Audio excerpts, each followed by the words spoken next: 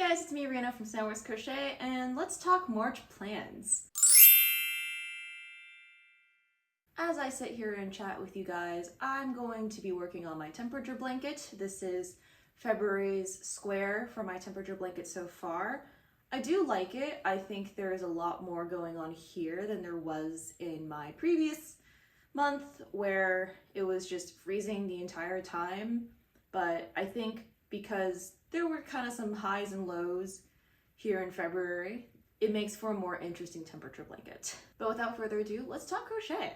In the month of February, I did my Finish It February challenge, which was more of a self-imposed challenge for me to actually work on and acknowledge my whips. For the sake of the challenge, I technically failed, but I did actually look at and acknowledge whips I had kind of sitting in my whip basket for quite a while. So to some extent it was a success, but for the overarching theme of the challenge, I did actually fail. But moving on from Finish It February, doing the Finish It February kind of inspired me that I want to kind of have a challenge or theme for each month.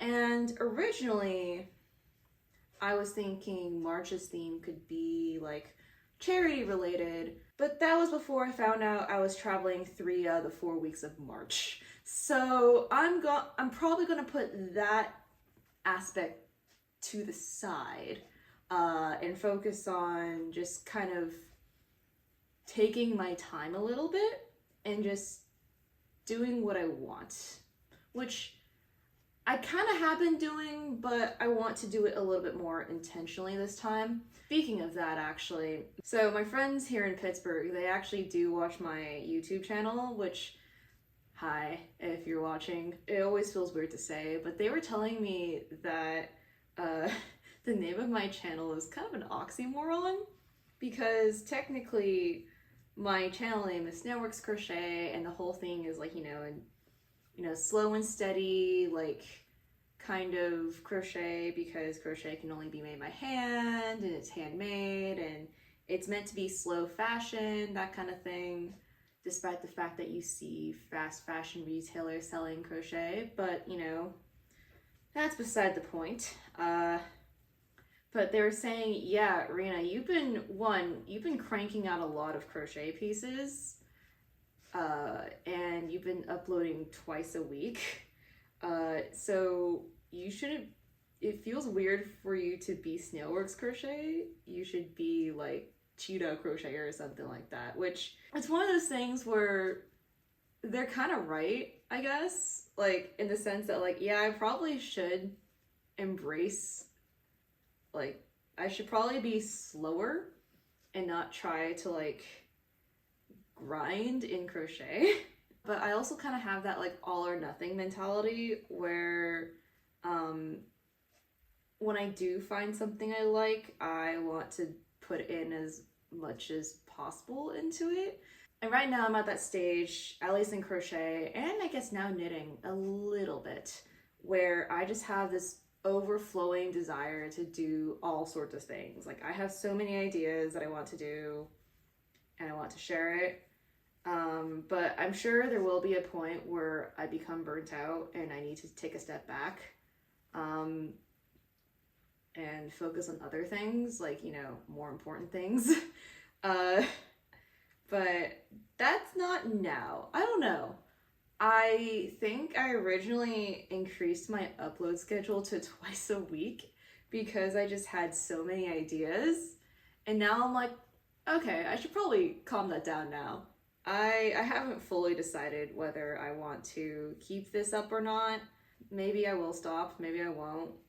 It kind of depends. Yeah, last Saturday was the first time since I started this YouTube channel that I actually missed an upload, and that's because I was traveling from work.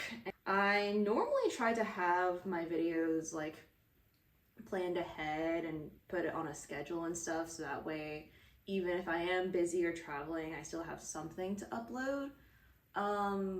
But yeah, that time I think the video I did have planned for that just didn't happen, and I didn't get it done before I left for my work trip. And then I traveled, and I think Saturday I don't know how I was alive Saturday, honestly, because I was traveling both Thursday and Friday. And ugh. Here's some life advice for anybody who might be romanticizing travel. Don't.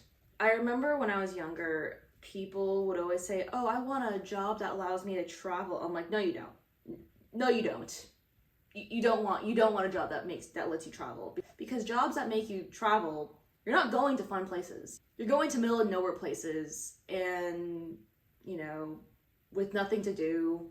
And if you do go to a place where there's stuff to do, you don't have time to like sightsee or anything. Or if you do sightsee, you have to plan that in and be exhausted the entire time.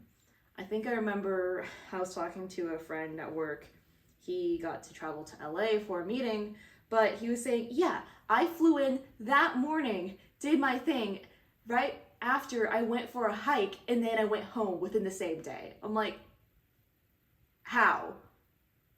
That's too much, right? Like, I don't know. Maybe he has something in him that allows him to do that, and dude's older than me. It's not like he was a young guy. When he told me that, I felt exhausted hearing it. So, to anybody who wants to travel for work, don't. Like, straight up, just don't. It's not worth it. It messes up your routine. Traveling is actually abusive on your body, because even domestically, it's pretty abusive on your body, because you're disrupting your schedule, and it's just not fun. I actually have a family friend whose autoimmune disease was probably triggered by all of her travel in her early 20s. It may not be the direct cause of her autoimmune disease, but I am convinced it played a part in triggering it. Young people, do not romanticize travel. That's all I gotta say. With how things lined up for work, I need to travel for 3 weeks out of the 4 weeks in March. I have 1 week that's travel free, but every other week is traveling. They're all for fairly important things too. Okay, this week's travel was not that important. I probably could have skipped it, but I really wanted to go to Chicago, so that's why I'm traveling. But the other 2 were actually important. Because I'm work traveling though, that means I get to crochet a lot when traveling, because 1 trip is like across the country, so that's basically 12 hours of traveling total. So that's gonna be a lot of crochet time for me to work on a project. I actually have an idea where I pick a project specific for traveling. When I do travel, I tend to bring a lot of projects with me anyway, but I always tend to stick to 1 project regardless and focus on that 1 project. I kind of want to do a video where I see how far I get in a project with all the travel I have this month, and I think that could be fun. If I have time, I do want to go out of my way and visit some local yarn stores in the places I do travel to as well, just because I think it could be fun. So the thing is, when it comes to a local yarn store, like, the best way to support it is to buy yarn, and that's like one of the main things that are there. But I don't really want to buy yarn, especially for a couple of reasons. 1, I don't really need more yarn. 2, a lot of yarn stores will carry like, name brand like yarn, but at that point you're better off just buying it online. So I don't know, for me, if I go to a local place, I want to buy a local specialty. But if I buy a local specialty yarn, I can only buy it at that local yarn store, and then I'm screwed if I happen to buy it, use it for a project, and then run out of yarn. So I don't think I should buy yarn in that regard. And I don't make enough socks to buy like hand-dyed sock yarn, specialty sock yarn either. So I don't think I should buy yarn if I go to a local yarn store. I was trying to think of what else I could buy, and I thought of buying pins and starting an enamel pin collection. I just have to make a pin holder, and I started with a local yarn store in Pittsburgh here. I bought one of these right here. I bought this pin. I thought it was really cute. This will be the first pin in my pin collection. I don't know, so I'm hoping, one, I'll have enough time to actually go to local yarn stores in the places I have to go to, and two, I can find cute pins so that way I can add it to a collection of sorts. I think it could be a really cute idea. That way I'm supporting the local yarn store and I don't have to buy a ton of yarn. Another ongoing project I have is that I volunteered to connect blanket squares for the charity Warm Up America, but because I'm traveling now and the box is really big, I'm sitting here like, okay, what do I do? I don't know how much of my hot mess of a room you can see here, but there's literally blanket squares all over this room. It's kind of insane. Outside of work travel and connecting blanket squares, if I do have time, one, I want to make one more Joann's trip, you know, before they completely close, as they have officially been bought by liquidators and they are closing all of Joann's locations now. All physical locations are closing, and I feel like I kind of want to make one last trip to Joann's before it completely goes away. I'm really hoping they have online stores, but I have a feeling that's not going to happen, knowing private equity. I also want to try a little bit more knitting because it's so interesting. I remember saying, oh, I'm never going to knit again. And now I have this urge to try and learn how to knit more stuff. I specifically want to knit socks, and the crazy idea I have is I want to knit socks and then go hiking and instead knit socks, but that'll, I have a feeling that might be a theme for later.